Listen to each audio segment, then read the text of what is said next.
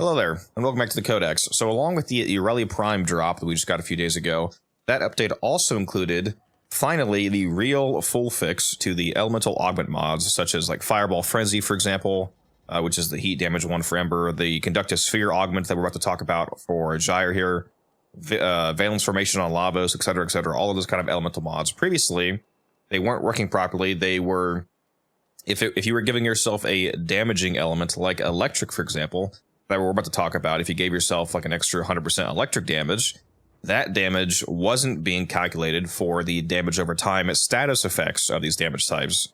Electric, for example, is supposed to use a portion of your modded electric damage to calculate its damage over time. So if you add more electric elemental damage, your dot should also go up. This wasn't happening. However, with one of the fixes, with one of the changes rather recently before this one, they did make them function like elementalist mods, which was actually a pretty decent power spike, but it's not how they were supposed to work. So now they actually work as intended, where if you add, for example, 200% heat damage or 200% electric damage to your build with one of these augments, they will work as expected. It does what adding 200% electric damage to the build would do, with the only unique caveat remaining of it is non-combining elemental damage. So, for example, if you use Valence Formation to give yourself cold on a weapon that already has pure heat modded on, they won't combine into blast. It will remain as your heat separately modded and the cold from the augment.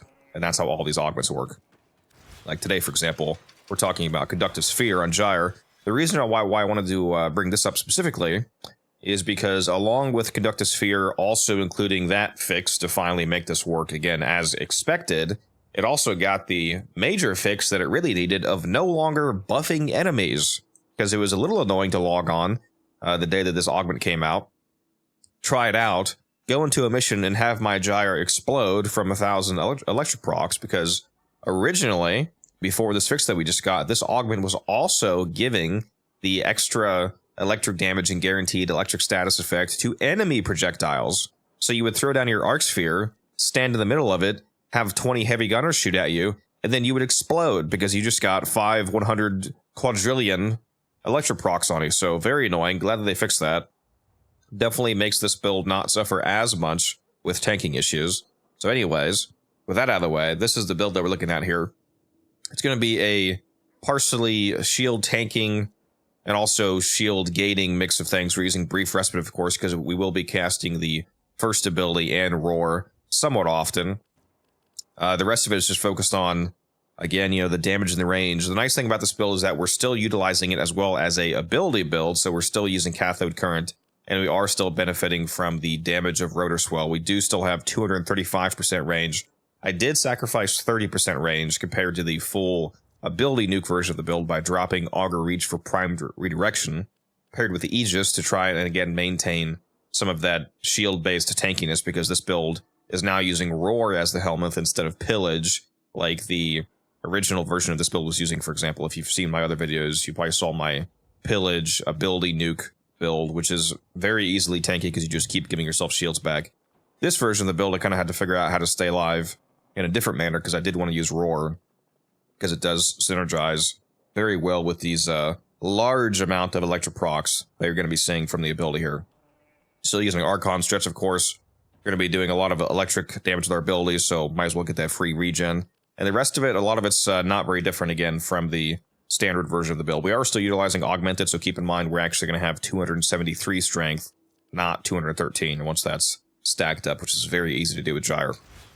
Now, the weapons here that we're going to be utilizing to benefit from that extra electric and guaranteed status from the Augment, we're currently going to showcase the Phantasma, for one, which I'm using this build on it at the moment. It's basically just a viral electric elementalist build, nothing super unique. I'm actually going to take off Deadhead. I was testing this, but unfortunately, since Deadhead does not trigger from status kills, it only triggers if you directly kill them with upfront damage on a headshot. It won't stack. So this would be ideal to use because the headshot multiplier actually applies to electric procs that are triggered on headshots, and in fact, it actually double dips. So the 30% is applied twice, so it's basically 1.3 times 1.3, so it's a large damage increase. But it's not really reliable in terms of stacking, so you could use Crux if you wanted to. You could just use Merciless. We'll just try out Merciless, for example.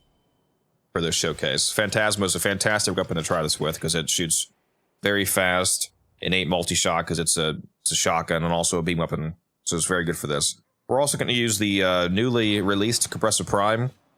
I know some of you yelled at me in the Compressive video saying that it's not good for damage. That's not quite what I was saying. I may have misspoke a little bit. I was trying to get the point across that people don't often use it for damage compared to its primary use case. I wasn't saying that it can't be used for damage. And of course, especially if you buff it enough, like with this Gyre build, or with like just a generic heat and Cascadia Flare build, or Cascadian Powered like we're going to be using today, it can kill stuff. I'm fully aware of that, trust me.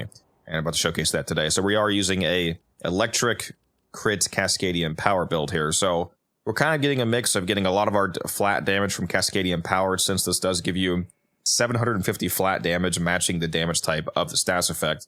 So if we force proc, 100 electric procs quickly thanks to this Gyre augment, we're gonna get 75,000 additional damage from Cascadian Power here because it's 750 per stats effect that we trigger, and it's gonna happen very fast on the Compressor, as you'll see here. So we're getting a lot of damage from that, but we're also getting a lot of upfront damage by scaling up the Compressor itself with its natural electric procs that it's going to cause, for example. So that's why we're using both of the crit mods here. The reason why I did decide to go crit is partially because Gyre's third ability gives you a lot of extra crit chance. So this is going to make the crit more reliable on the Compressor, and pair that with the better stats, crit stats that it has over the regular Compressor, and it's, like I said, it's just a bit more reliable.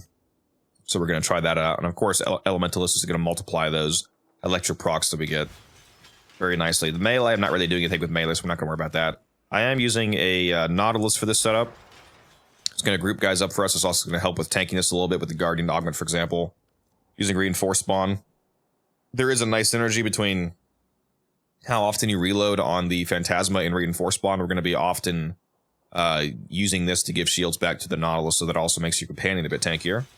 And the weapon here, you can use whatever you want. I'm using the Tazakor with a Shivering Contagion, Cold, and multi-element setup, so it's going to be doing like some priming for us, some pretty nice crowd control with Cold plus Shivering Contagion. It's going to be freezing guys near you, especially given the fact that we're all using Nautilus, so it'll have guys grouped up, so it makes this cold spreading even more reliable. Now keep in mind that the Gyre augment, this applies to all of your allies. So it's not just your projectiles that you shoot through, it's any allied projectiles, including your companion. So if you're using a Sentinel, since your Sentinel is right up on you on your shoulder, it's always going to be shooting through your Arc Sphere if you are, because if you're inside the Arc Sphere, so is your Sentinel. So your Sentinel is going to also be applying a massive amount of electric proc. So if you want to go a more damage-heavy build, like use a Verglass Prime damage build, for example, your Sentinel will actually do some serious work with these electric procs. Now let's go ahead and hop into a mission here and showcase this. Alright, so here we are in the mission. I'll go ahead and throw down my first ability here, and now you can see we put down a insane amount of electric procs on enemies. I actually wish that there was at least one enemy here that was slightly tankier, so they wouldn't instantly explode, so we could actually see just how funny of an amount of electric procs you can put on somebody. Because it's literally like the 500 cigarettes meme. 500 electric procs. It is insane how fast you put these on. Let's go ahead and pull out the Compressor here. Start getting that stacked up. Let's recast that Roar and the first ability. And yeah, it is once the delayed explosion goes off, it is ludicrous how many procs are applied by the radial attack of the Compressor. You can see once it has that delayed detonation, they basically just explode.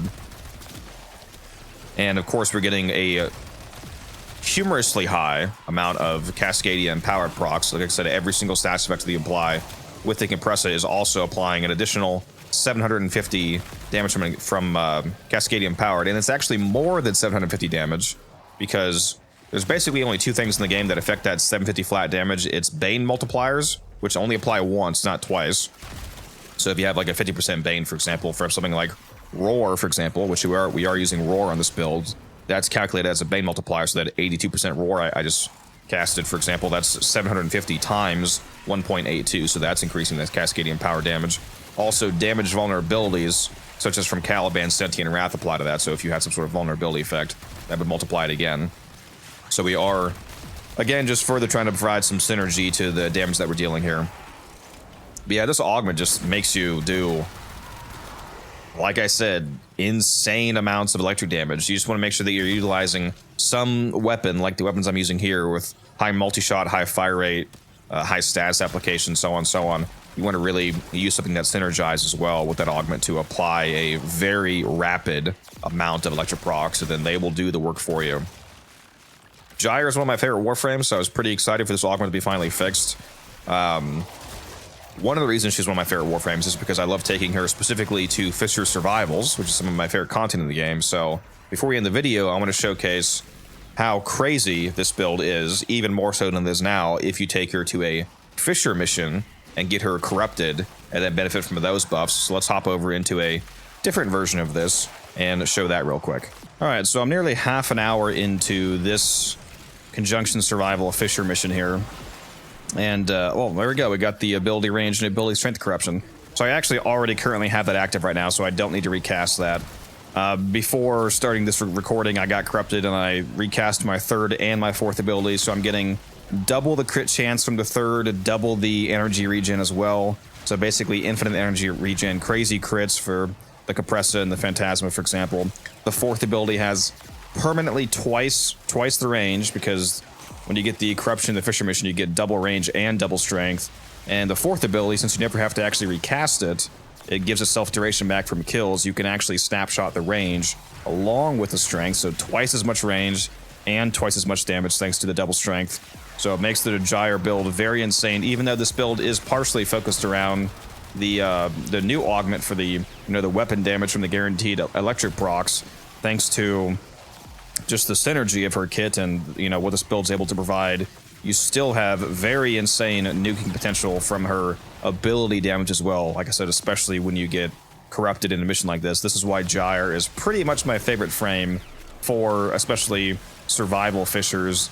And in particular, this map is really fun with Gyre because along with the double strength and double range you can get from the corruption, you can also get the extra strength by standing near the Lone Guardian, which is a mechanic that's unique to this map here. Let's go ahead and absolutely roast Angst there. As you can see, the damage from your fourth ability along with the damage from your Compressa with the augment from her first ability is wild. The amount of electric procs to trigger the Cascadia Empowered Arcane gives you a ton of flat damage against the Acolytes. And since Roar counts as a Bane multiplier, again, that multiplies the damage from Empowered. It's one of the only things in the game that can increase Cascadia Empowered's damage. I think it's Bane multipliers, which Roar counts as, and if you have a damage vulnerability on the enemy, those are basically the only two things that increase that 750 flat damage you get from that arcane. So very potent to have Roar on here.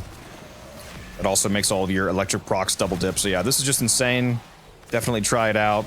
If you like it, let me know down in the comments below. What do you think of this augment? What do you think of, using a double augment build? I know most Warframe builds can't usually fit two augments, but I think it's the way to go on Gyre. It's highly effective. As you can see, even while I'm just standing here, my ability nuking from the fourth continues to just wipe out the entire room. It's awesome to watch. And yeah, it's a great time. So I'll see you guys in the next one. Hopefully you enjoy the video.